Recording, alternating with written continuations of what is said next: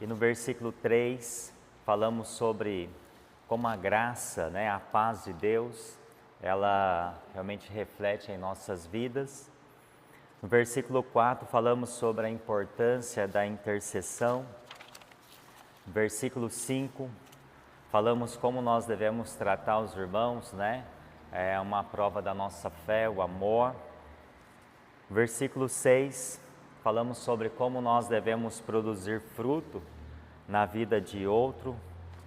E o versículo 7, falamos a nossa identidade, E ações, ela deve impactar os irmãos em Cristo. Versículo 8, falamos sobre a autoridade cristã, como ela deve ser aplicada, com sabedoria e compaixão. Versículo 9, falamos sobre o amor, que o amor é o fundamento, de todas as coisas. E o versículo 10, falamos sobre como agradar a Deus, como novas criaturas. E falamos também o versículo 11, semana passada, falando sobre a transformação completa que opera em Cristo. Então nós estamos no versículo 12, hoje, nossa sexta aula, nós vamos ver o que Deus, Ele nos ensina aqui no versículo 12. Versículo 12 diz assim: eu te envio de volta em pessoa, quero dizer, o meu próprio coração. Vamos aqui, Paulo, ele está enviando, de volta Onésimo a Filemão, mas ele faz aqui um pedido crucial. Que ele seja recebido, não como escravo, mas como irmão, o irmão amado, para que então Filemão o recebesse, aquele homem que estava preso e lhe causou algum dano. Agora, é interessante aqui que o relacionamento, o relacionamento cristão, Paulo estava enfatizando aqui a volta dele para esse relacionamento, para que ele então pudesse receber aquele homem. E o relacionamento, é o valor que nós podemos ter de cada pessoa. E esse relacionamento, irmãos, como membro da família de Deus, na família cristã, realmente é algo valoroso. Por quê? Quando nós olhamos a nossa vida, quando nós realmente aceitamos a Cristo, nós se tornamos também membros de uma família, a família de Deus, Nós nos tornamos filhos de Deus. E Paulo, ele enfatiza que Onésimo é mais do que um escravo, agora ele era um irmão em Cristo. Isso sublinha então a igualdade dos crentes em Cristo, independente dos seus status sociais. A nova identidade, de Cristo aqui, a nova identidade em que Cristo ele transforma completamente as nossas vidas em relações sociais. Lá em Gálatas 3:28 fala assim que não há judeu nem grego, não há escravo, não há um homem nem mulher, todos são realmente em Cristo um só. E é interessante isso, porque quando nós se tornamos filhos de Deus, nós fazemos parte dessa família, e aí não tem essa questão de status, quem é mais, quem é menos. Nós somos uma família cristã, uma família só, se tornamos uma família. Então um apelo aqui de Paulo é um exemplo aqui prático, realmente dessa igualdade cristã. Ele está dizendo para nós que todos que uma vez aceita Cristo como Senhor e Salvador, passa então a ter essa família. Então, lembra quando eu disse assim que uma das coisas que nós não escolhemos é irmãos em Cristo. Então, uma pessoa se converte, ela se torna então membro dessa família, Então, imagina quantas pessoas, falando universalmente, somos irmãos em Cristo. Nós não sabemos, Então, mas a pessoa quando aceita Cristo como Senhor e Salvador, ela faz parte, dessa família cristã. E em Cristo, irmãos, essas divisões sociais e pessoais devem ser superadas. Por quê? nossos irmãos na fé não devem ser vistos através então, de lentes de status ou posição social. Porque muitas vezes as pessoas olham essa diferença, um é mais, outro é menos, né? Um tem, outro não tem. Não, só que quando no corpo de Cristo, todos nós somos iguais, independente das nossas posições, né? E é isso que em Cristo nós podemos ver, irmãos, essa diferença. Porque aqui ninguém é mais que ninguém, ninguém tem mais que ninguém. O importante é dizer que nós, como uma família, nós podemos ver o valor que nós temos diante de Deus. E é interessante isso, né? Que essa transformação, ela traz para nós uma prova de como essa transformação, ela acontece na nossa vida. Então veja bem, Paulo aqui não está apenas mostrando a transformação de Onésimo, mas também ele está mostrando que essa prova de transformação aqui, ela agora podia, voltar, né? Ele podia voltar de uma forma para enfrentar o seu passado, né? Com uma nova identidade em Cristo. Imagina ele que causou um dano, né? Naquela situação, foi embora, foi preso e agora está voltando para a sua origem, para o mesmo lugar que ele estava, só que agora ele estava voltando transformado. E aí então, essa prova de transformação em Cristo, ela nos dá alguns ensinamentos aqui. Por quê? Primeiro, veja bem, Cristo, irmãos, ele nos dá coragem para enfrentar o passado. E olha, Onésimo, ele foge, mas ele volta agora como um novo homem. Interessante essa volta dele. A volta dele não é mais igual quando ele saiu. Ele sai agora, ele sai de um jeito, volta de outro. Então a graça de Deus, ela não apaga a história, mas nos dá o poder para lidar com ela. Veja bem, quando nós aceitamos a Cristo, não apagou o meu passado. Eu tinha um passado. Se você olhar, você também. Só que a graça de Deus, irmãos, ela nos dá então poder para lidar com aquilo. Lá em Zacarias capítulo 3, versículo 3 e 4, fala assim, ó: o sumo sacerdote Josué estava vestido com roupas sujas, mas Deus ordenou: tira-lhe essas vestes sujas e lhe pus vestes novas. O que Deus fez comigo e com você também? Ele nos transformou. Nós estávamos sujos, nós estávamos separados e Deus nos transformou também. É o que aconteceu na vida deste homem, né? Ele estava fugitivo, ele causou um dano, mas agora ele volta como um novo homem. Então Cristo, o que ele faz comigo e com você? Ele nos dá coragem para enfrentar o passado. Porque se você olha para o passado, talvez você fica olhando e imaginando o que você fez lá, mas aquilo ficou para trás, é o passado. Então, nova criatura nós somos e aí então, Ele nos deu uma nova vida.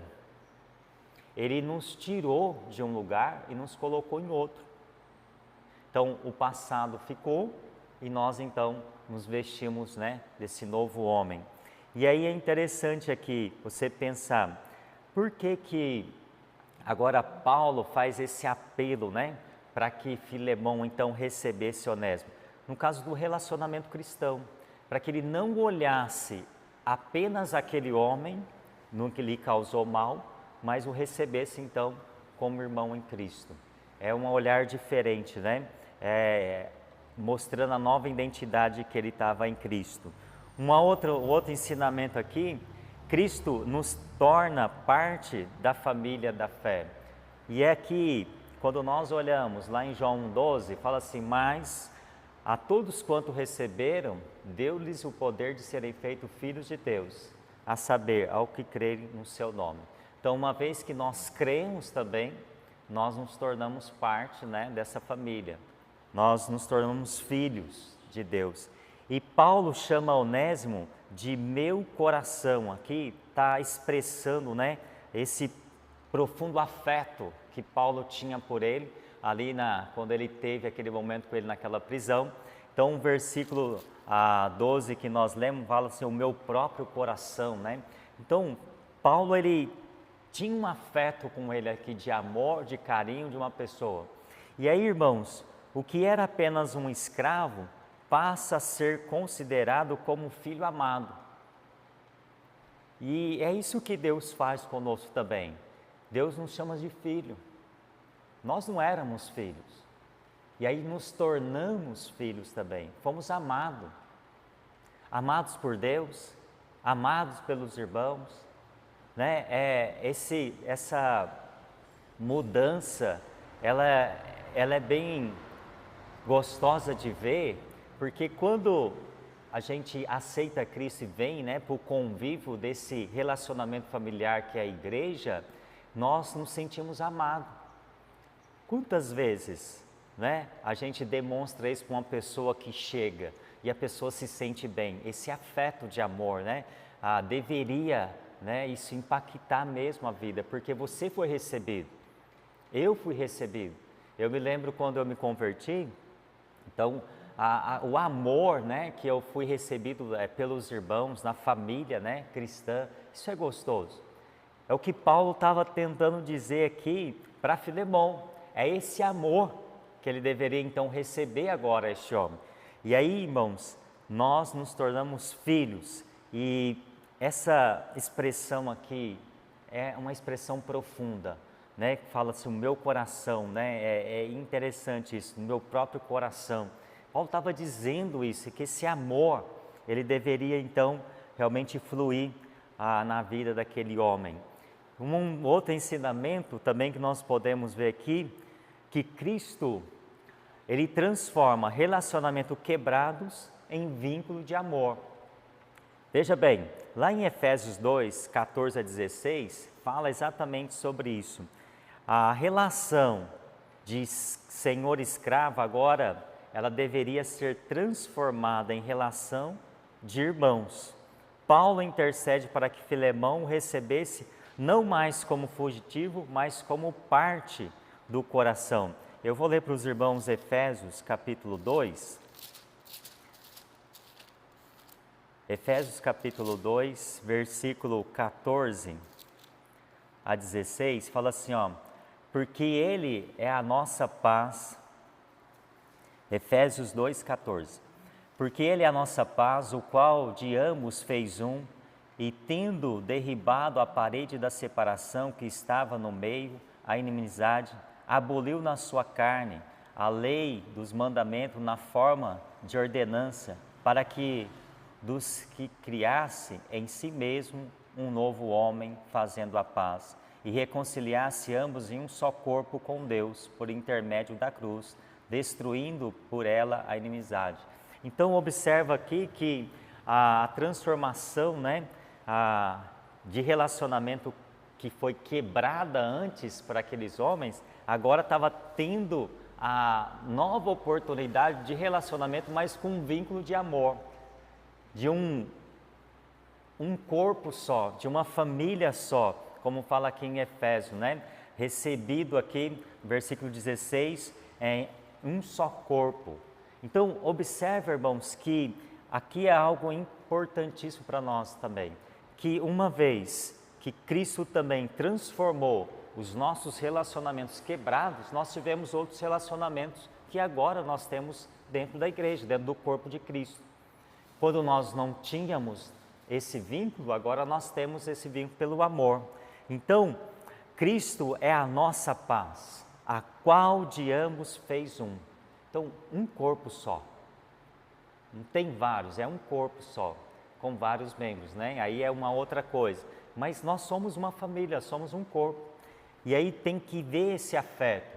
Temos que mostrar, né, esse amor realmente um pelos outros dentro do corpo de Cristo. Então, Cristo, ele transforma relacionamentos quebrados em vínculo de amor. Ele também, que ele faz aqui, Cristo, ele faz de nós testemunho vivo de restauração. E aqui Onésimo, ao retornar, seria a maior prova de mudança que Deus fez na vida dele para mostrar para aquele homem. Talvez se Paulo apenas o falasse para Filemão, olha, esse homem aqui mudou, olha, esse homem aqui aceitou a Cristo, olha, esse homem aqui é um novo homem, talvez ele não iria, talvez falar assim, será que eu acredito ou não? Não estou vendo. Então, mas a prova, ao retornar, seria mais importante. Por quê? Porque quando a graça nos alcança, as nossas atitudes falam mais alto do que as nossas palavras. Ou seja, se ele tivesse só apenas falado, talvez ele não queria acreditar. Mas ao voltar e ver a transformação, puxa, o homem realmente se converteu. E aí, lá em Mateus 5,16, fala assim, ó, assim resplandeça a vossa luz diante dos homens, para que vejam as vossas boas obras e glorifiquem o vosso Pai que estás no céu. Então, Filemão precisava ver Onésimo transformado. É isso que Paulo fez. Olha, este homem aqui foi transformado e ele está dando testemunho da vida dele. Cristo fez, irmãos, isso comigo e com você. Quando você aceitou a Cristo, quando você foi transformado, a sua vida era um testemunho para aqueles onde você estava. A transformação, a mudança, né, que houve na sua vida, realmente as pessoas olhou. Talvez se alguém falasse, né, o fulano aceitou a Cristo, mas nós podemos observar. Vou dar um exemplo aqui, aquele rapaz que testemunhou para nós aqui um tempo atrás. Se eu tivesse apenas ouvido que ele tinha aceitado a Cristo, talvez eu não falasse assim, mas será mesmo? Mas quando eu vi, eu pude ver que Deus ele transforma. Então eu pude ver, né, que a transformação que Deus fez na vida, é o testemunho dele. Então isso é importante, né, para nós como servos do Senhor. Então Cristo, ele realmente transforma nós em testemunho vivo de restauração. Olha para a sua vida, se é um testemunho vivo da restauração que Deus fez. Então as pessoas estão olhando e mesmo que ela olha para você lá e fala assim, puxa, ele era assim, mas ela está vendo que você foi transformado pelo Senhor. Isso daí causa um impacto na vida das pessoas. E as pessoas estão nos observando, as pessoas estão vendo, né, como que nós realmente está agindo. Então aqui no versículo 12, nós podemos ver que Cristo não apenas muda a nossa vida interior, mas também nos envia de volta para restaurar o que foi quebrado. Ou seja, o fugitivo agora volta como filho amado, é um reflexo da graça da reconciliação. Ele foi reconciliado com Deus e aí está voltando para ser reconciliado com aquele homem que ele causou um dano. Então, isso falando na área espiritual. O texto não mostra aqui, não fala, mas como que ele voltou e ficou lá? Eu não sei se ele ficou como escravo, eu não sei se ele voltou, né, a trabalhar como era antes, não sei, o texto não fala. Mas vamos olhar o lado espiritual. Agora, ele estava, além de ser aquele homem senhor dele, era irmão em Cristo. Então, o relacionamento era diferente. Um relacionamento de irmãos em Cristo, mesmo que ele era senhor, né? Então, isso é bom ver que Cristo, irmãos, ele não apenas muda a nossa vida interior, mas também o exterior, onde as pessoas possam ver essa transformação. E as pessoas têm observado, as pessoas têm visto, né? Então essa é a prova, você é a prova dessa transformação viva que Cristo faz. Claro que muitos dão mau testemunho, mas assim, a questão da transformação de que era antes e o agora, isso é importante. Como quer falar? Eu acho que ele pensa, ele teria que voltar até por causa de restaurar, como o pastor disse, aquilo que foi quebrado. Ele fez uma coisa errada, ele tinha que voltar, não sei se eu estou pensando certo, de pedir perdão, por aquilo que ele fez. Jesus transforma, mas assim, uma coisa que a gente fez, e acredito eu que o Espírito Santo toca, né, no seu coração, você restaurar aquilo que foi quebrado, pedir perdão, voltar, né? Então eu penso que ele tinha que voltar. E quando Paulo falou recebe, estava dando toda aquela instrução, eu penso também que Paulo conhecia a pessoa falando, eu preciso falar, para ele entender, mostrar, olha, dar uma chance, né? Isso é a gente pensando, porque Paulo ele precisava acertar, porque o que ele fez não foi legal, não foi Sim. beleza, então Paulo estava dando uma maciada aí para ver, olha, não foi, mas ele precisava voltar.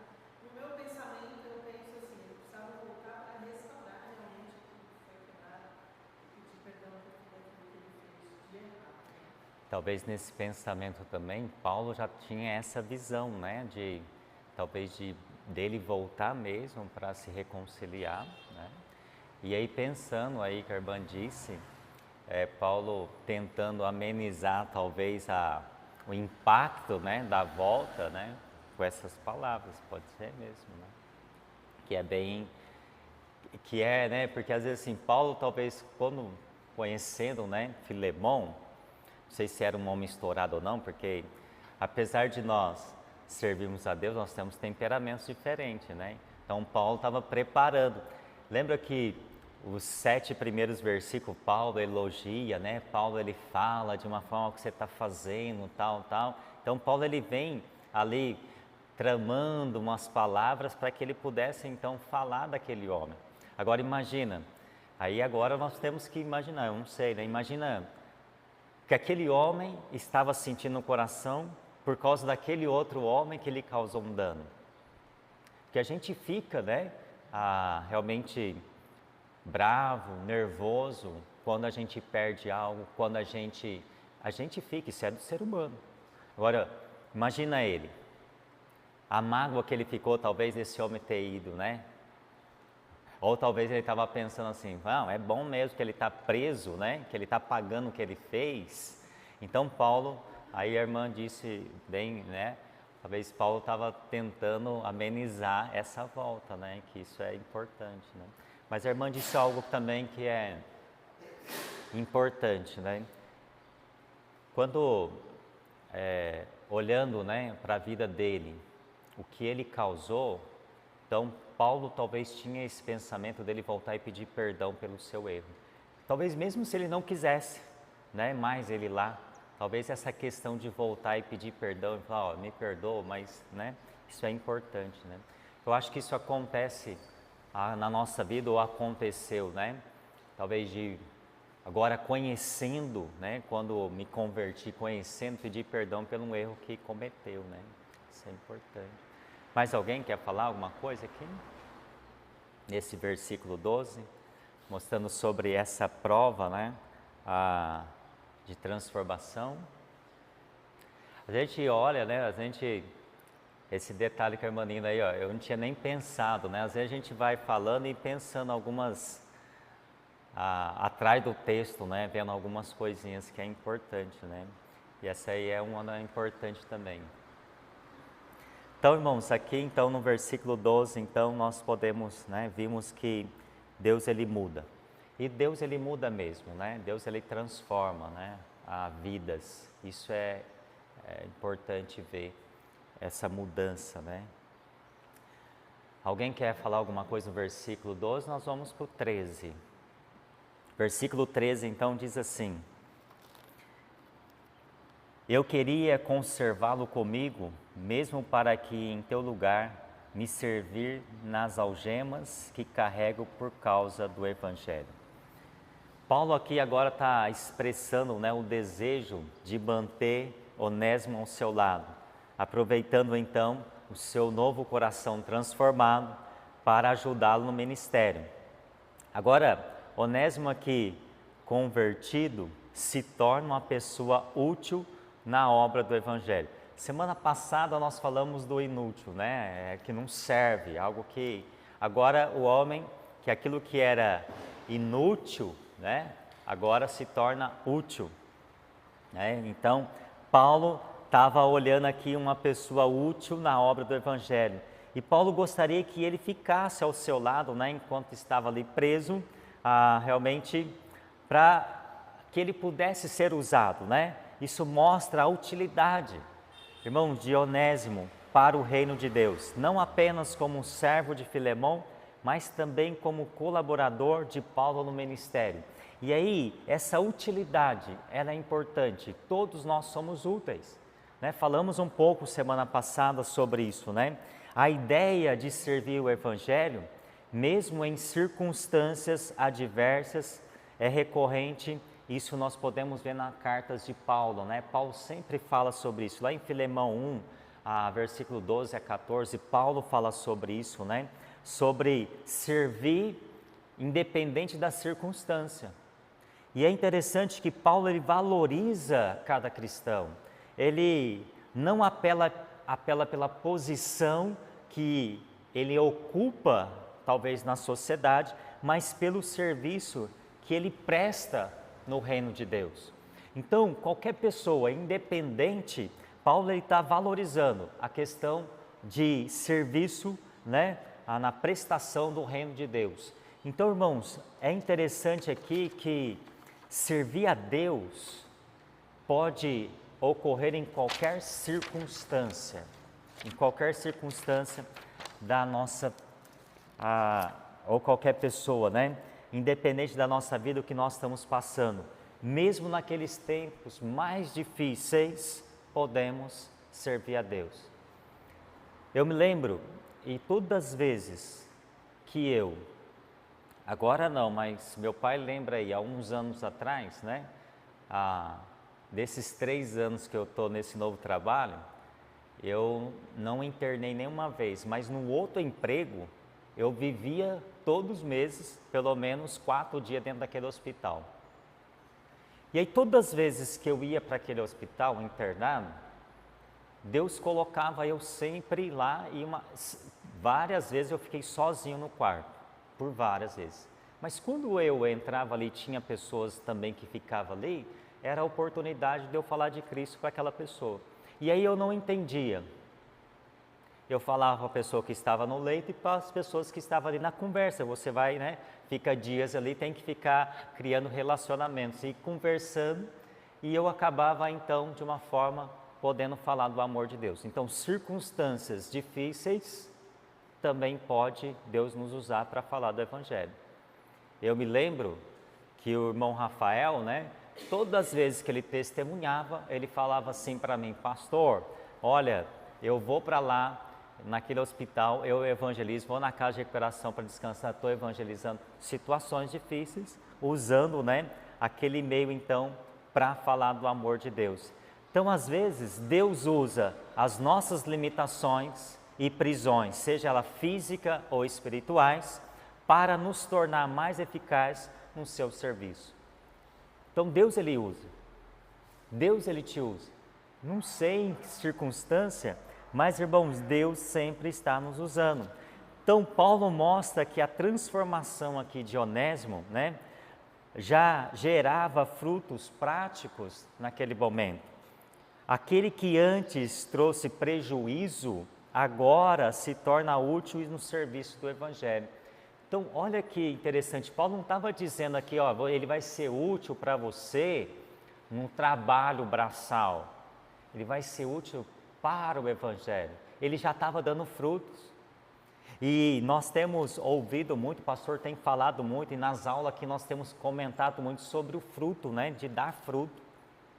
E é interessante, irmãos, que essa transformação, ela tem que gerar frutos na nossa vida. Frutos práticos, né, que realmente as pessoas possam ver e também a obra possa ganhar sobre isso. Porque os frutos devem ser vistos. A Bíblia fala sobre isso, né?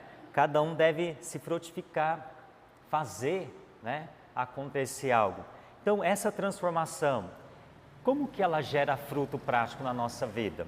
Olhando aqui para esse versículo 13. Veja bem, primeira coisa que eu posso ver é que Cristo ele transforma prejuízo em bênção. E é interessante aqui que Onésimo, antes de fugir, né, ele causou um dano. Agora, ele poderia servir até no lugar que talvez Filemão estava, olhando o lado espiritual, porque agora ele é um novo homem. E essa transformação, que antes era um problema, agora, irmão, se torna uma solução. Vamos pensar lá, quando José, né, foi vendido pelos seus irmãos. Lá em Gênesis, né, capítulo 50, versículo 20, é interessante nós olharmos que José, quando passou tudo aquilo com seus familiares, né, quando ele passou aquilo com seus irmãos, ele olha lá no final para os seus irmãos e fala assim, ó, vós intentaste mal contra mim, porém Deus o tornou em bem. Olha que interessante, né?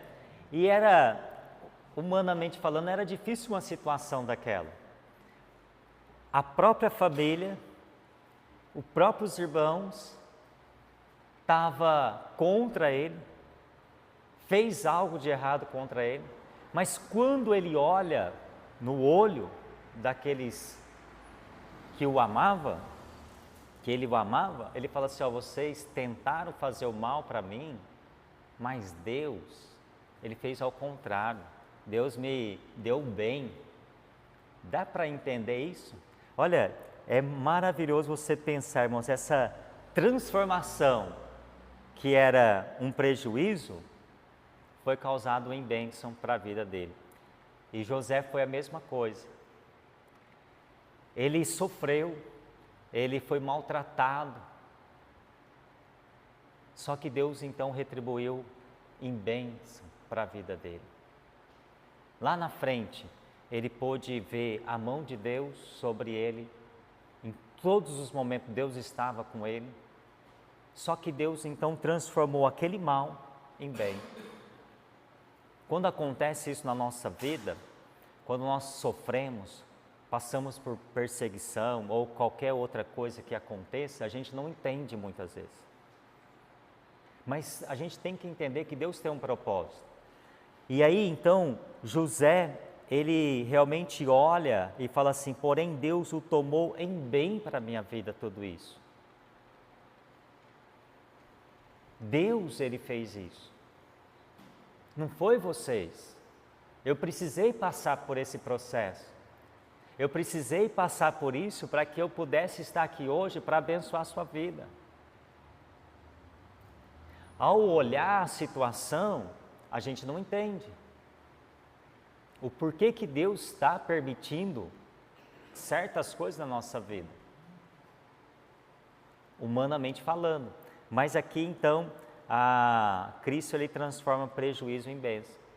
Então esse homem que antes fugia, agora poderia servir. Olha que bênção.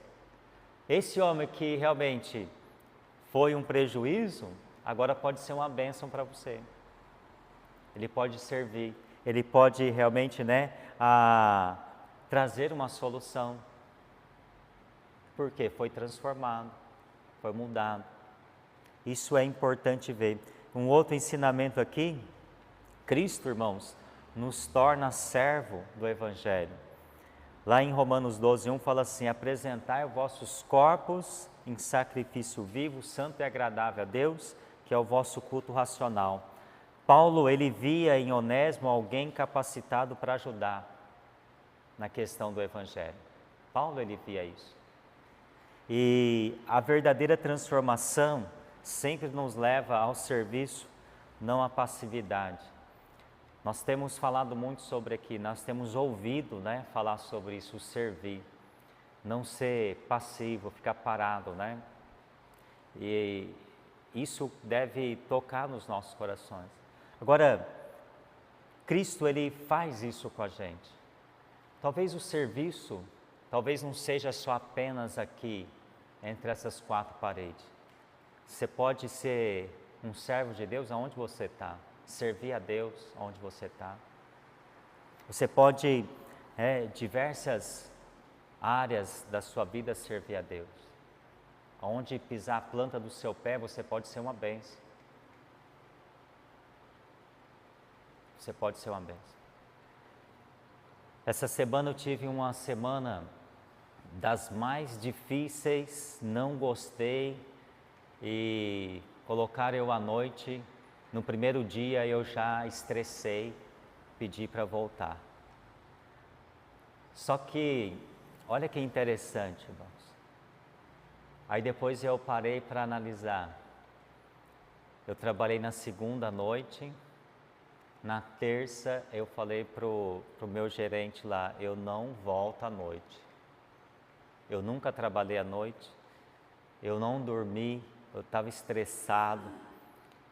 Aí ele falou assim, por favor, acaba a semana para mim, à noite.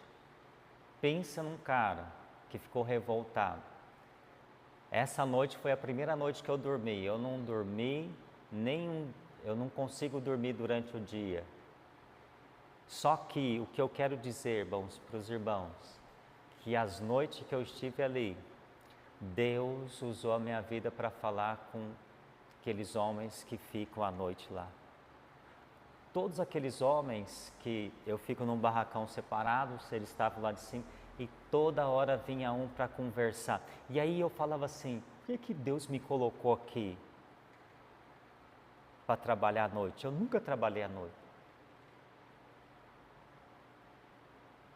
Irmãos, toda noite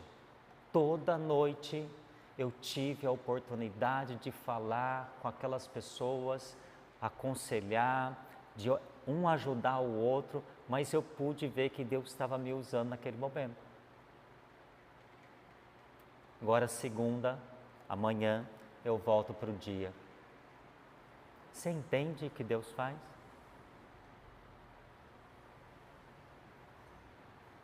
Então observa que você pode ser usado. Você tem utilidade. Nós, irmãos, vamos ser usados de maneiras diferentes, em lugares diferentes. Como Deus, Ele quer nos usar. Eu pude ver que em certa parte ali, Deus estava me usando. Eu pude falar do amor de Deus para aquelas pessoas. Eu pude, talvez, com a minha experiência, dar um conselho. Homens casados, pais. E olha que eu não sou exemplo de nada, só que eu pude falar do amor de Deus. O maior exemplo, eu falei assim, olha, Deus, Ele pode fazer algo na sua vida. Mas Deus me usou. E Deus, Ele realmente usa a sua vida. Cristo nos torna servo para servir, seja em qualquer lugar. Então eu pude ver que aquilo que para mim parecia um mal, foi um bem que Deus estava me dando a oportunidade, talvez de falar que eu nunca, talvez ia alcançar aquelas pessoas que trabalham à noite. Olha o privilégio que nós temos. E você talvez já passou por isso, você talvez tenha esse privilégio também. Um outro ensinamento, que Cristo Ele nos faz parceiro na obra. Onésimo antes era escravo inútil, agora é visto como colaborador no Evangelho. Então agora ele passa a ser parceiro, de Filemão. Ele passa a ser parceiro de Paulo. Então Cristo muda a nossa vida, Ele também muda o nosso papel na comunidade. Então quando Ele mudou a minha vida, Ele muda também a nossa vida na questão de relacionamento com pessoas. Em 1 Coríntios 3:9, fala assim, porque nós somos cooperadores de Deus, vós sois lavouras de Deus e edifício de Deus. Então nós cooperamos de uma forma para que a obra de Deus ou o Evangelho de Deus seja manifesto aí pelas pessoas, as pessoas têm que ouvir. Então, irmãos, Cristo nos faz parceiro nesta obra. E você pode ser também uma bênção na vida de outra pessoa. Agora, independente da sua situação, aonde você estiver, Deus está dando oportunidade. Ninguém vai poder dizer que não tem oportunidade de falar de Cristo para ninguém, porque nós estamos rodeados de pessoas. Nós temos que usar o tempo que Deus nos dá para falar, né? A oportunidade ela chega, né? Então Cristo ele faz isso com a gente. Um outro ensinamento, Cristo ele dá valor eterno ao que antes parecia sem valor. Aquele homem que não tinha valor nenhum, agora tem valor. Aquilo que talvez olhava para ele e falava assim, olha, isso daí não presta, agora presta. Aquilo que era inútil, agora esse homem é útil. Então veja o que Cristo faz para o mundo. Para o mundo, a gente não valia nada, e talvez não vale nada, mas para Deus você tem uma importância grande. Para o mundo, Onésimo era só mais um escravo. Talvez quando alguém olhasse para ele, estava vendo um escravo. Para o mundo era assim, era descartável. Ah, esse homem não serve mais. Mas, irmãos, para Paulo, ele tinha um valor eterno. Ele realmente, porque agora ele é útil no reino. Paulo olha para ele como sendo algo importante, algo de valor. Ele era, agora não é mais. Ele não prestava, mas agora presta. Ele era descartável, mas agora é útil. É assim que talvez o mundo olha para mim, para você, ou olhou de uma certa forma quando nós se convertemos. Lá em 1 Pedro, capítulo 2, versículo 4 e 5, fala assim, vós também, como pedras vivas, sois edificados como casa espiritual, para oferecer sacrifícios espirituais agradável a Deus. Então Cristo, ele dá valor eterno ao que parecia antes sem valor. E aquele homem não tinha valor nenhum. Mas agora ele tem valor. Você não tinha valor nenhum, agora você tem valor, você é filho de Deus. Então olha aonde nós estávamos, aonde Cristo nos colocou e o que nós somos hoje. Nós vimos isso. Sobre essa identidade, né, que nós temos em Cristo. Então, irmãos, o importante aqui é nós ver a transformação que Cristo faz, não apenas no nosso interior, mas também gera em nós no exterior, para que então pudesse servir, gerar uma parceria no reino. Por isso que nós trabalhamos, né, em conjunto no reino, para Deus, não é para ninguém. Então você vê universalmente falando, né, é para o reino de Deus, quanto mais almas ganhar é para o reino, não para nós. Então a gente trabalha para isso. Então o inútil, ele se torna útil. O fugitivo se torna servo. Não é escravo, agora ele é escravo, mas de um escravo diferente, né? Escravo de Deus.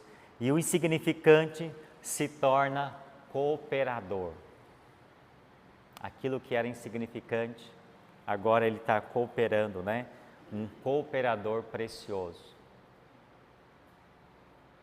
Só para a gente pensar, se fosse eu e você, na situação de Filemão, de que maneira nós iríamos olhar para Onésimo? Como escravo ou como irmão em Cristo? É isso que acontece quando alguém se converte. De que maneira nós estamos olhando? Passado ou agora? Ou, né, uma nova vida em Cristo? Geralmente, como as falhas que nós temos, a tendência é sempre olhar o que o cara fez lá atrás, né? E a gente precisa olhar o para frente, a transformação que Deus faz, né? E não olhar o passado. Nós falamos isso semana passada, né? O passado a gente não deve olhar o passado, mas olhar para frente, buscar as coisas do alto, né? Buscar Deus. Mas o passado ele faz parte, né? Tá na nossa vida. Mas ele não significa nada mais, né? O que importa é para frente. Veja que Paulo, ele dá essa importância para mostrar para Filemão, dizendo assim, ó, esse cara aí, ele realmente te causou um dano, mas agora ele é outra pessoa. E aí, depois, né, não sei o que aconteceu mais, mas que ele estava em mudança. Só assim uma página de nós, né, refletimos, o que o pastor falou da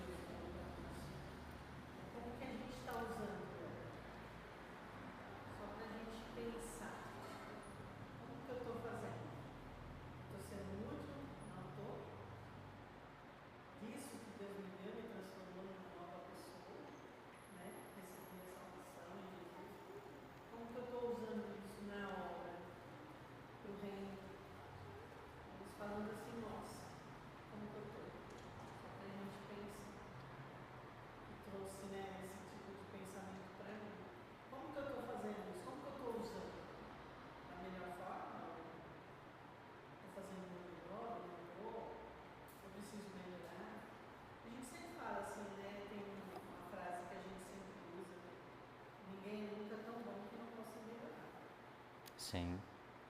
Então a gente pode sempre melhorar quando está fazendo a obra do Senhor. Então, como que eu estou usando isso, né? Essa oportunidade, isso que Deus me deu, que eu tenho para fazer a obra? Como que nós, né, estamos usando? Deus dá oportunidade, né? E a gente vai usar aquilo que vai agradar o Senhor. Sim. Mas alguém quer comentar, irmãos?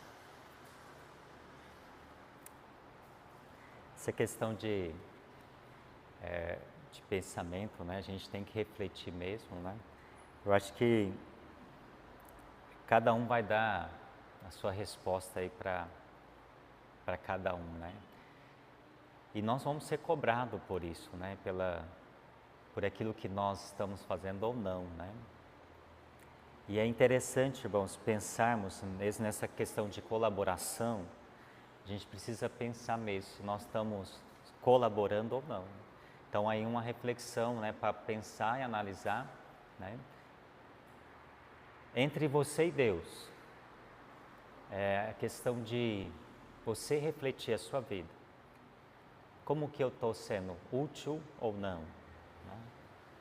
Até que ponto, né? E a irmã disse essa frase, a gente tem que melhorar cada vez mais, a tendência precisa melhorar, né? Nós estamos caminhando e eu creio que esse processo, ele precisa estar em nós de melhorar cada dia mais, ser usado, né, cada dia mais. E a gente precisa se colocar à disposição. Mais alguém quer falar alguma coisa aqui? Ou antes, quer falar uma outra coisa, aplicar alguma coisa? Nesse versículo 13, sobre essa transformação, né, que Cristo faz. Então vamos ver mais um versículo, irmãos, versículo 14. Versículo 14 assim: nada, porém, quis fazer sem o teu consentimento, para que a tua bondade não venha a ser como que por obrigação, mas de livre vontade. Paulo aqui não quer forçar agora Filemão a agir de uma certa maneira. Ele então prefere que Filemão tome a decisão de acolher Onésimo de uma forma voluntária, de uma forma espontânea, né? Em resposta ao amor de Cristo. Paulo está agindo com respeito à liberdade de Filemão, valorizando a escolha dele, né?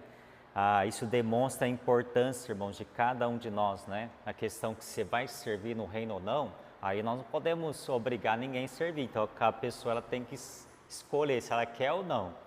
A gente faz apelo, nós ouvimos apelo em relação à obra, mas a decisão é de cada um de nós. Podemos obrigar ninguém, né? Então, Paulo estava dizendo isso para ele, né? Realmente essa importância, realmente se ele ia acolher o outro ou não. Agora, como o amor, né? Ele deveria ser o motivo por isso, né? E não pela obrigação. Então, Paulo aqui já apela para isso, fala assim, você não é obrigado a fazer isso, mas por amor a Cristo, você pode fazer. Você não é obrigado a receber o cara, mas, né, o amor deve realmente caracterizar as ações cristãs. E é sempre, irmãos, um amor voluntário, não forçado. E o trabalhar e o ser parceiro, eu vejo também que não deve ser forçado, deve ser voluntário. Porque o forçar, a pessoa vai fazer, depois vai largar. Vai ser um peso. Mas quando a pessoa se coloca, né, para fazer, quando a pessoa ela tem aquela vontade de fazer, é diferente. Agora, você impor e fazer, não vai dar certo. A pessoa até faz, mas depois ela não fica. Então, nós usamos esse texto, né, aqui na igreja, em 2 Coríntios 9:7, quando fala assim, aquele que dá com alegria, ou que faz com alegria. Então, observe, irmãos, que a ação de bondade deve ser feita de coração. Deve ser livremente. Deve ser um peso. Você tem que fazer por amor. Dar por amor, fazer por amor, estar por amor, não por obrigação. Então, quando se obriga, não vai para frente. A pessoa ela vai fazer mal feito ainda, que ela não estava querendo fazer, faz de qualquer jeito. e aí não vai dar certo. Então o amor e a bondade deve sempre ser dados livremente, não por obrigação. Agora, Deus, irmãos, nos chama a agir com o coração, buscando o bem dos outros com atitude generosa e de livre escolha. E aqui nesse ponto aqui que nós podemos ver que Paulo, ele revela uns princípios aqui realmente poderosos para nós. Que a verdadeira transformação em Cristo, ela não pode ser imposta, mas deve ser vivida de uma forma voluntária, com amor. Agora, por que, irmãos? Porque essa transformação, Cristo, primeira coisa que nós podemos ver aqui, que Cristo não força, Ele chama. Ele te chama, Ele não força você. Entende que, quando nós olhamos lá para Apocalipse 3:20, fala assim, ó, eis que estou na porta e bato. Ele está querendo, Ele está te chamando, né? Olha, você vai deixar eu entrar? Você vai deixar eu fazer? Se não, Ele não vai obrigar. Eu já preguei uma mensagem nesse texto aqui, dizendo assim, Cristo não é sem educação. Era o título da mensagem que eu coloquei. Cristo não é sem educação. Por quê? Porque Ele bate na porta. Eu posso entrar? Talvez lá na sua casa ou em qualquer lugar, às vezes você está dentro do seu quarto, né, os filhos talvez cheguem e já abrem a porta e vai entrando. Não bate, né? Tem gente, posso entrar? Cristo, Ele faz isso. Ele não obriga, né? Então, Paulo aqui tinha autoridade, mas não quis obrigar Filemão. Então, observa que ele realmente fala isso. Você não é obrigado, né? Assim é Deus, irmãos. Ele nos dá escolha para responder. Você vai querer? Aí entra no pensamento que a Urbanina falou. Eu estou sendo útil ou não? Eu vou. Deus está chamando, Deus está querendo te usar. Você quer? Você vai? Então nós temos escolha. Nós vamos escolher ou servir ou não. E aí temos motivos, né? A gente dá mais motivo negativo do que motivo positivo. Olha o lado negativo, não vou servir por causa disso, por causa disso, por causa disso, por causa disso, por causa disso. E aí a gente não vai servindo, né? A gente olha só a circunstância.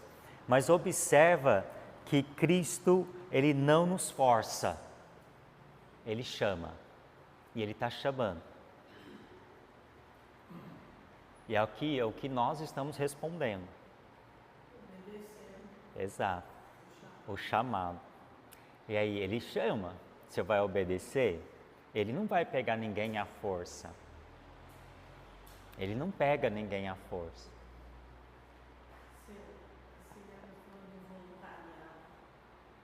Voluntariado é realmente aquilo assim, que eu vou com tudo no meu coração, aquela vontade, desejo. Eu vejo isso lá no projeto que tem lá em São Paulo, no Tamanho Radical. Sempre vai mais pessoas para trabalhar do que pessoas acampantes, né? E geralmente são 700, 800 pessoas para trabalhar. Voluntariamente, se dispôs a ir para fazer com que aquele projeto aconteça, porque sem pessoas não acontece. Então o voluntário, ele vai mesmo por amor, por obediência ao chamado. Ele foi uma vez, foi transformado, sentiu o desejo no coração de estar ajudando o trabalho. Então tem sempre lá 700, 800 pessoas só para trabalhar, para atender 200, 300 acampantes. Então eu vejo isso como um amor ao estar obedecer, né? E ver como aquilo faz importância na vida daqueles que vão chegar. Isso é ser voluntariado e obedecer, né? E as pessoas têm prazer em estar lá, sabe? Trabalhando, ajudando aquele projeto. Porque a gente vê muita transformação. Deus trabalha realmente na vida das pessoas, transformando. O resultado que é importante, né? Eu lembro que a irmã falando sobre isso, quando nós fazíamos acampamento, né? E as pessoas que ficavam, principalmente ali na cozinha, envolvendo, né? elas não participavam de nada, mas você via que fazia por amor, né? E no final era gratificante, mesmo que cansados, mas podia olhar e falar assim, valeu a pena, né? E era assim, ó, não cobrava, fazia por amor. E eu lembro que, né, vários acampamentos que a gente ajudou, as pessoas eram assim, voluntário, né? Fazia por amor. Alguns iam, eu já vi pessoas que falam assim, posso ir para ajudar? Pode. No primeiro dia já desistia, aí ficava acampante, já não fazia mais. Por quê? A gente olha porque é trabalho, né? E o trabalho não é para você, é para os outros, é o bem-estar do outro. E aí quando você pensa no bem-estar do outro e fazer para o outro, você vai fazer e tem que fazer por amor, porque senão você não faz, né? Então isso é importante. Então aqui nós podemos ver, irmãos, que Deus ele chama. Agora se nós estamos respondendo ou não, né, sendo obediente, aí é cada um que vai responder perante Deus, né?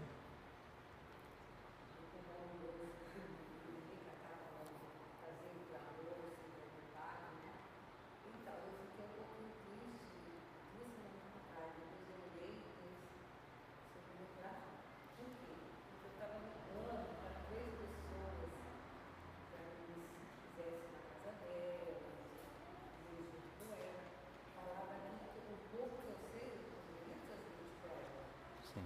Mas uma falava que não dava, porque ela estava olhando, não tem tempo, não sei o que, então. E aí eu liguei de novo, mas foi a mesma coisa. Aí eu fiquei meio chateada, mas eu não sei se dá, eu vou fazer a minha parte, né? Sim. Mas nenhuma das três, eu não tem tempo. Mas o importante é que a irmã fez a sua parte, isso que é importante, obedeceu, né, o chamado de ir. Aí a resposta não vem, a irmã fez a sua parte. Então é descansar, né, em Deus. Mas Deus vai surgir outras oportunidades, né? Então isso que é importante. Mas o importante, irmã Fátima, é ver que a irmã se dispôs a fazer. Isso que é importante, né? De ouvir e falar, deixa que eu faço, e fez, só que o resultado não é seu. O resultado não é você que vai gerar. Você fez a sua parte. Deus vai trabalhar, Deus sabe o coração da irmã, né? E Deus sabe o coração das pessoas que não quis. Então, Deus sabe todas as coisas, né? Não cabe a nós.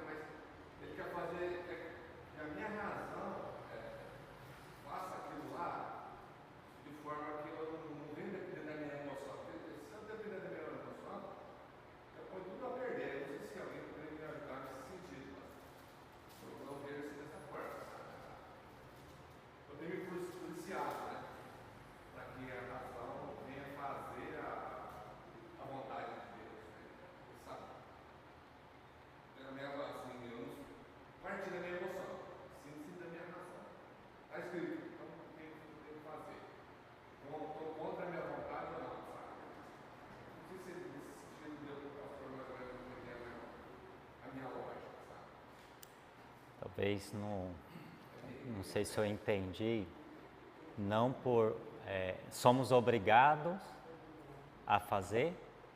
Eu acho que ele quis dizer assim, existem duas formas de pensar, depois eu me corrijo. Até Paulo cai em contradição de novo, né? Mas Paulo disse até pelo amor de Deus, né? Mas enfim. Existem duas formas de pensar. Uma é emocional. Na emoção, pelo que eu entendi, você não vai fazer nada. Você fala que vai fazer e acaba não fazendo. É movido pela emoção. A emoção passa. Como você mesmo disse, vou ajudar, mas o primeiro dia a emoção foi e não trabalha mais. A segunda é a lógica, a razão. A razão é: eu sou um servo e um servo foi feito para servir. Então, se eu penso com a razão, eu vou servir, independente se eu quero ou não quero. Então, você está falando, aí, é isso, né? Não é isso? Aí você está dizendo, de maneira de usar a palavra voluntariado. Eu não gosto dessa palavra em hebreu. Essa palavra não existe. Existe servos, não existe voluntário. A Bíblia chama voluntário. Chama servos. Servo é quem serve. Ok.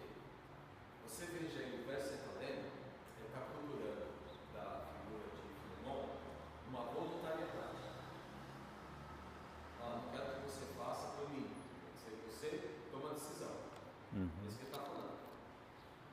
Mas ao mesmo tempo, no verso anterior, Paulo não fala isso dele mesmo. Ele não fala isso. Se você olhar no verso anterior, você vai falar de algemas e prisões.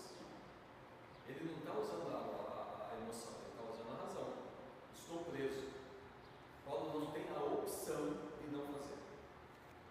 Não é isso? Verso 13 não é isso? 13 ou 13. É isso. Eu estou preso. Eu não tenho como sair disso. Estou fincado nisso, não há como ter outra opção. Então, aí é uma questão de se pensar. A razão me leva a entender o meu compromisso que eu tenho com o Senhor. E a partir dessa compreensão me leva a ter responsabilidade por tudo isso. Paulo exagera dizendo que ele está preso, como se fosse uma coisa ruim. Né? Não é. Se você está lá, eu não estou preso. Eu tenho um compromisso porque Deus tem um compromisso comigo. Eu tenho com Ele. Eu não estou preso, né, a este compromisso. Estou, vamos assim dizer, compromissado. Não estou amarrado. Estou compromissado. E aí eu acho que ele quis dizer isso, que o Filemon poderia, talvez, na base da emoção, ler essa carta, correr os olhos, chorar, ai meu Deus, não sei o que, e não sei o que, ficar uma semana contrito e tal, vem o Onésimo, não sei o que, passada uma semana depois, a emoção passada, o que vai acontecer? Então a menina falou lá do metanoia. Muitos que vão lá, eles estão lá, não vão servir. A gente vê isso. Eles estão lá na vibe. Entendeu? Tem as galeras que gostam, tem os que vão, estão na vibe. Agora, tem os que estão para servir e eles servem com comprometimento, porque eles não estão na base da emoção, são na base da razão de que aquele trabalho tem a ver a presença de Deus ali e eles estão indo para cooperar com essa presença de Deus ali. Então são pessoas no mesmo ambiente com visões diferentes de um mesmo assunto. Acho que é isso que eu quis dizer. Eu acho que é isso que acontece na igreja também. É isso que acontece em vários lugares também, inclusive no trabalho. Estamos lá por causa do salário, ou estamos lá para servir o Senhor. São pessoas do mesmo lugar, com o mesmo objetivo, com o mesmo resultado, mas com intenções totalmente diferenciadas. Então ele pede aí para Filemon uma espontaneidade que ele mesmo não tem com Deus. E aí vai. E, enfim, para não delongar mais. É isso. Ok. Motivação, né? Oi? A motivação, né? Pelo qual os dois lugares eles estão. Essa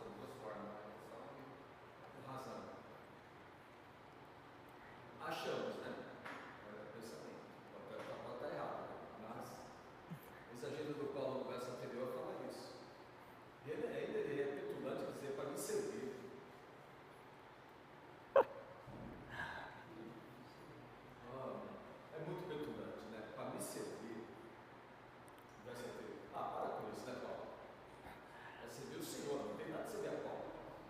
Talvez ele quis dizer isso, pastor.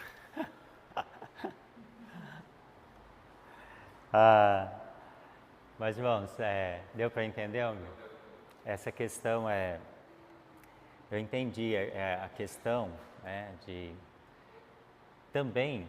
Agora eu vou abrir um gancho aqui. Agora eu que vou fazer a pergunta, porque agora eu fiquei. Tudo bem, nós temos. Eu sei o que devo fazer, certo? Eu tenho que fazer. Mas se eu fizer e não fizer com amor, não vale nada. Por isso que muitos não fazem, como deveria ser feito. Então, veja bem, eu vou servir. Mas eu estou ali, é igual eu falei, eu dei exemplo, né? Que muitos eu já vi que falava que queria ir lá para servir e de repente não servia. Por quê? Porque ela não vai fazer por amor. Então, quando faz por amor, acaba sendo talvez uma obrigação. Aí ela não vai servir de como deve servir, como no metanoia. Muitas pessoas vão e não servem, e outras que servem, mas servem porque serve por amor. E o amor nos faz isso, né? Aí se torna mais leve, eu creio que nos servir, né? Eu sei o que eu tenho que fazer, mas eu não faço, né? E se eu fizer, eu tenho que fazer por amor mesmo, né? Que essa liberdade, né, de poder servir com amor, né? O que dá com alegria, né? E não por tristeza. Adianta eu te servir, mas servir com tristeza? Só para falar que está servindo? Aí nesse ponto eu discordo. Nesse ponto. Porque se nós pegarmos o senhorio de Cristo, o senhorio de Deus, se você olhar no Antigo Testamento, não está em nenhum momento falando Moisés tem que ser o por amor. A palavra não existe. José, você vai dar do jeito que você vê por amor. Isso não existe. Josué, você vai fazer por amor. Isso não existe. Noé, você vai fazer algo por amor. Isso não existe. O senhorio de Cristo, pelo que eu entendo, o senhorio de Deus, não está baseado na minha ideia ou não de amor. O meu serviço a Cristo está baseado no entendimento que o servo, ele serve querendo ou não querendo, gostando ou não gostando, amando ou não amando. Então, se nós olharmos tanto o Antigo Testamento inteiro, todos os servos, todos os profetas que operam, nenhum estava lá por causa do amor. E a visão bíblica do assunto do servir. Quando nós vamos para o Novo, os 12, incluindo o filho da petição, também não estavam lá por amor. Tanto que Jesus falava para Pedro, você me ama, Pedro falou que não. Então também não era por amor. Estava lá porque... Mas quando fala que servir uns os outros pelo amor... mas aí é diferente. Não, mas mesmo assim, então, vamos supor, o senhor serve não por amor. No caso assim, o senhor está servindo não por amor. Eu posso servir sem amor. Eu posso servir sem amor. Porque eu não estou baseado na minha emoção. Mas o amor talvez não seja talvez pela pessoa, mas o amor... Se eu faço por amor a Deus, ou obedecendo porque eu amo, porque qual é a diferença hoje? Hoje a diferença é ele me amou primeiro. Ele me amou primeiro, eu aprendi a amar, mas o meu aprender a amar levou tempo. Há um processo que foi levando tempo. Mas eu mesmo sem amá-lo como eu amo,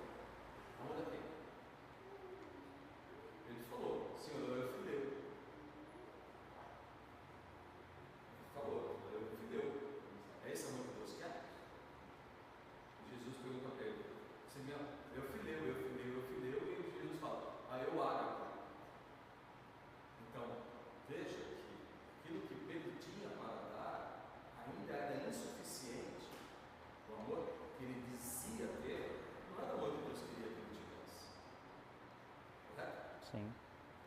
Então, a emoção humana, as nossas emoções, pensamentos, eles também passam por um processo de santificação, de transformação, e isso demanda tempo e ensino. Então, quando Paulo chega onde ele chegou, ele levou pelo menos 14 anos para ele começar a evangelizar, depois da conversão dele. A gente acha que ele se converteu num dia, no outro dia já estava evangelizando. Não, passou 14 anos recluso, para depois começar a trabalhar. Então percebe que houve um grande tempo, e mesmo muitas coisas de Paulo, ele não conseguiu rever. Ele trouxe como um princípio do judaísmo dele. Então, eu penso assim, pessoas podem servir sem amor, sim. Pode servir sem amor. O amor não é condicionante.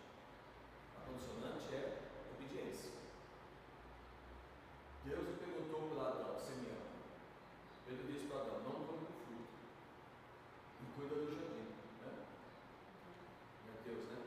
Coma do fruto, não coma do fruto e cuida do jardim. Foi baseado em amor? Não. Foi baseado em obediência. E pela desobediência entra dentro do pecado. Então, nós às vezes queremos colocar a obediência, aquilo que é a razão, mais uma vez, a emoção sim. Eu tenho amor. Então, se eu não tiver amor, eu não faço nada. Então, se eu não tiver amor na obra, eu venho sem tudo, porque não estou capacitado, porque me falta amor. Pela lógica. Jesus fala isso. Não sei se eu concordo com isso. Bom.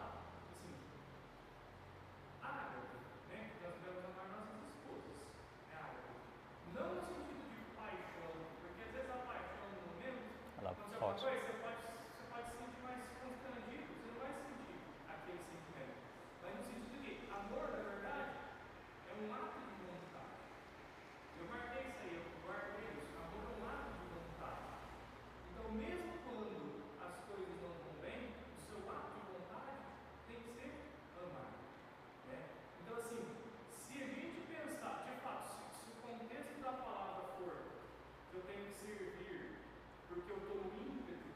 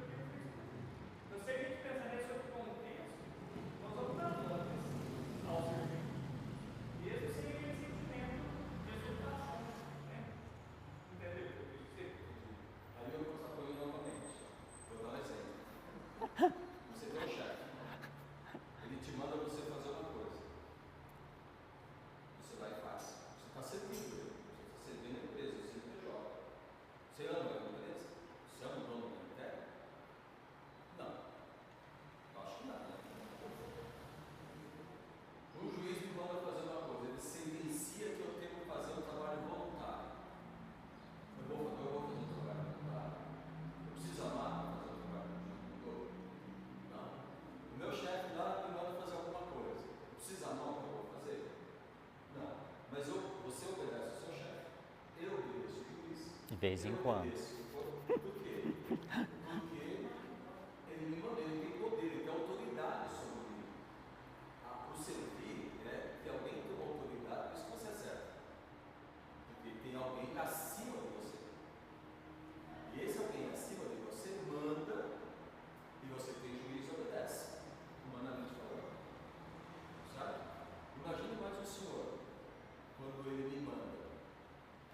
Então seria muito assim da minha parte eu falar, beleza, Senhor, todo mundo me manda eu obedeço. Mas quando o Senhor me manda, se não tiver amor eu não faço. Mas Ricardo, vai ter amor porque você se comprometeu. Essa é a questão que eu falei, entendeu? Com Deus. Quando você está amando, mas com Deus, o seu relacionamento com Deus é diferente. Mas relacionamento é algo que você cria com o tempo, é um relacionamento que vem ao longo do tempo e tem muita gente imatura, Não, sim. há muita gente criança que o tempo, esse relacionamento não levou a nada ainda. Né? Não temos um amadurecimento de vida cristã e tal. A gente até falou isso na quinta-feira, de maturidade. Maturidade cristã. Então, para mim, não é uma entender. Os irmãos podem pensar diferente. Servir a Deus não é um ato baseado em amor. É um ato baseado em obediência primeiro. Depois, sim, pode vir o amor.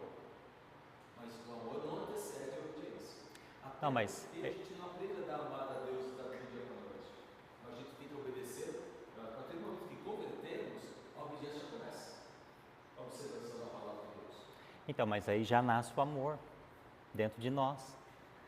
Ah, porque se ele me amou primeiro e agora eu amo, mas antes. Mas a questão, pastor, que às vezes o senhor fala nessa questão de amor, é só se eu estiver fazendo.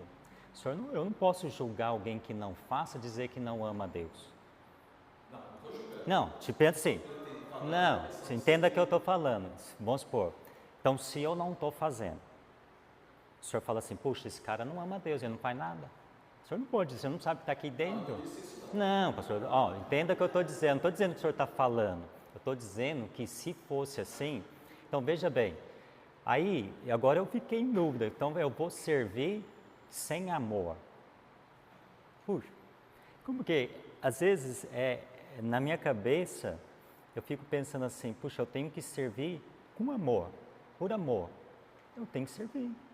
Agora, como que eu vou servir? Eu vou pregar sem amor, eu vou ensinar sem amor. Quando o senhor, vamos supor, um missionário, ele vai, tudo bem, está obedecendo, mas ele não está indo por amor aos perdidos, talvez assim para ganhar as pessoas a evangelizar. Então é isso que agora eu fiquei naquela questão, quando o senhor falou assim, não entenda. Tá. Então assim, ele se converteu hoje, amanhã ele está no campo missionário. Não, há um processo, pastor. Exato. Mas aí, ó, Processo. mas o processo, O amor então, é um processo. não, mas já nasce o amor lá dentro dele, hein? Não, já nasce o amor. Não, mas peraí, mas aí a questão é, então eu só vou ter amor daqui 20 anos, o processo? É isso. Não, mas aí não, mãe. Ah, você veja, amor. Olha o amor dos irmãos aqui. Aqui, ó, a Juliana vai falar, ó. Tem coisas que a gente faz sem amor mesmo. Tipo assim, eu vou porque eu sou obrigada a fazer. Às vezes acontece isso com a gente, não é o certo. Às vezes, entendeu? Tipo assim, eu não quero ir, mas Deus não quer. Deus não me dá. Se você me ama, obedeça os meus mandamentos. E a gente vai, né? Vou porque eu quero ir, mas não vou porque eu tenho que obedecer. Às vezes acontece. Fala pra mim mesmo, eu vou faço, mas não vou fazer. Aí não faz bem feito, né? Talvez. Não vai sair bem feito. Exatamente. Porque não foi com aquela motivação de fazer o melhor. O ser humano é difícil. Se você tipo assim, eu te amo. Mas se você fizer algo pra mim não me agrade, eu vou fechar a cara e parei de amar já. Vou ter amizade, mas não é agrado. Aí a Bíblia fala que o amor jamais acaba, então você nunca teve. Essa é a questão. Porque o amor é entrega. No sentido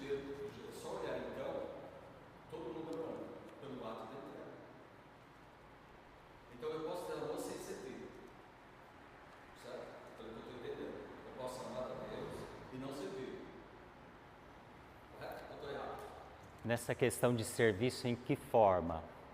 No geral, porque às vezes assim, ó, assim, dá para servir a Deus, tô falando assim, só questão de ministério? Não, no geral. Então, às vezes a pessoa, elas têm amor servindo de uma outra forma que o senhor não vê, talvez. Vamos supor, no trabalho, em casa, nos vizinhos, não está ali servindo, o senhor não está vendo, mas aí a gente olha, que eu estou tentando dizer assim, ó, que a gente gosta de ver servindo aqui, aí vai dizer assim, não, essa pessoa ama Deus porque está fazendo algo para mim ver.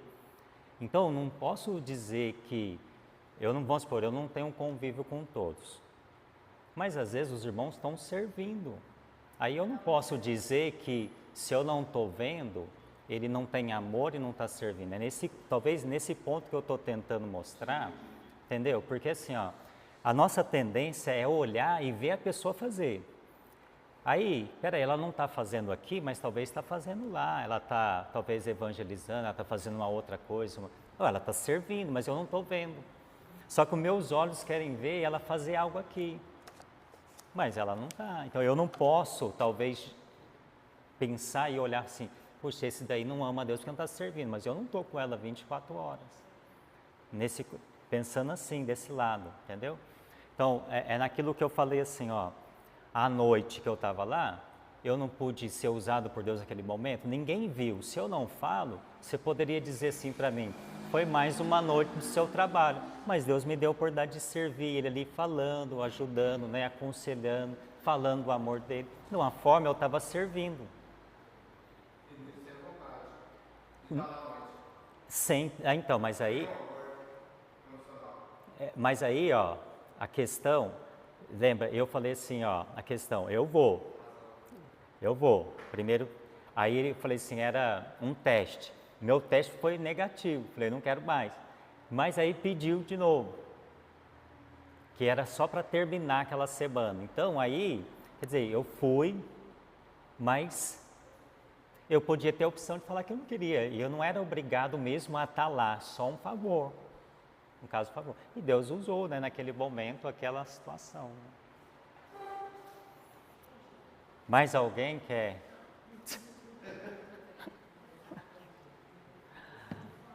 Então vamos terminar. Pode falar, irmão Luiz.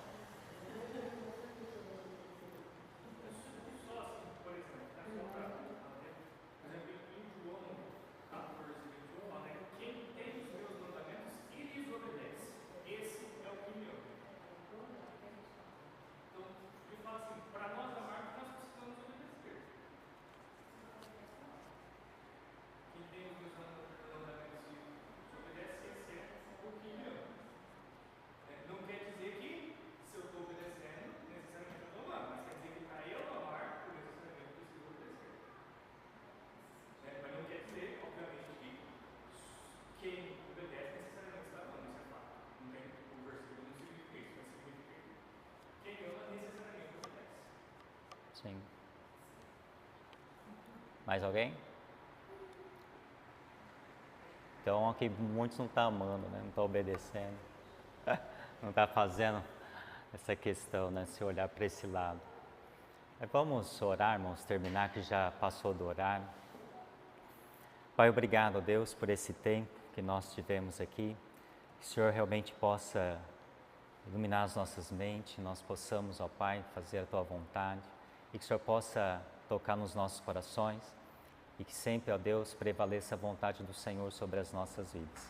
Obrigado por esse tempo, nos ajude, ó Pai, a crescer na graça e no conhecimento do Senhor. É no nome de Jesus que eu oro assim, ó Pai, agradecido, entregando esse dia nas Tuas mãos e pedindo a direção do Senhor. Amém.